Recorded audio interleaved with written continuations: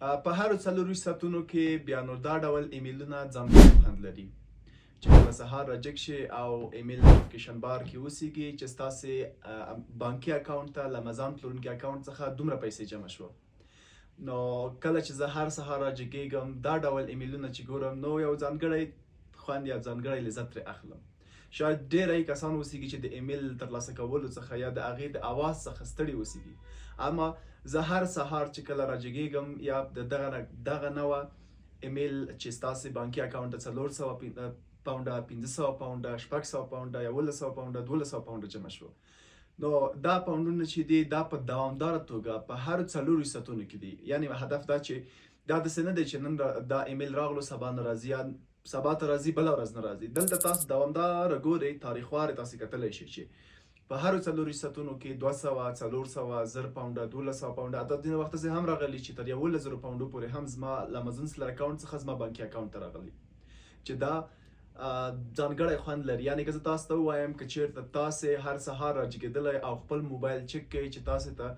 هر ایمیل راغلی اوسیږي چې ستاسې بانکي اکاونټ ته دومره پیسې جمع شوه د مزان څخه یا دومره پیسې تاسې اکاونټ ته راغله، نو دا به تاسو ته یو ځانګړی انرژي درکوي. نو زه خپله هم چې کله دا ایمیلونه ترلاسه کوم ټوله ورځ یو رقم د خوشحالۍ احساس کوم. یعنې که څه هم نه کوم وایم چې دا د هر څه ښایسته را روان دي او هدف دا چې ځینې کارونو کې یعنې البته امازان کې ځینې وخت داسې هم پیښیږي چې هغه آرډرونه شان چې راغلي اوسیږي د هغې منیج کول یا د پروډکټ لیسټینګ یا لیسټینګ کانټینټ جوړول هغه زما کاپي یا هم زما هغه چای چې کله یخ کېږي نو زه وایم چې زه خیر که زما چای یخېږي بیرته زما چای یا کاپي که چېرته یخېږي زما بانکي اکاونټ بیرته ګرمېږي چې دا بیرته ماته ډېره مثبت انرژي راکوي چې دا څه یوازې ای کامرس کې امکان لري. یعنې نه فزیکي ستړی یم، په خپل کور کې خپل کمپیوټر را سره دی، یعنی په خپله خوښه باندې نه مې کاري ساحه او نه کاري وخت محدود دی. نو دا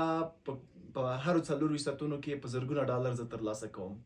نو که تاسې هم غواړئ په دغه طریقه باندې پرته له فزیکي ستړیا څخه بدون له دې څخه چې کاري ساحه یا کاري وخت محدوده اوسیږي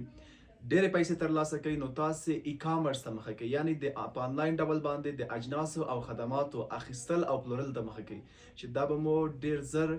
خپلو هیلو او ارمانونو ته ورسوي او له دې طریقه به تاسې خپل ملي خپلواکۍ ته البته مالي خپلواکۍ ته ورسیږئ.